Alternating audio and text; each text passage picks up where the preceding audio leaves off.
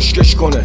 ما رسیدیم از یه راه پر حادثه پر ریسک که حتی فکرشم در حد آزمه تو نیست. نتیجه این همه سال مشقت با دست خالی حالا تبدیل شده به جاذبه یه توریست نما، یا در حقیقت حرومزاده هایی که رو این میراث با میخ نوشتن یادگاری. وقتی حتی بعد بمب اتم سوسک نمرد نخال زنده است ته زبالدان تاریخ.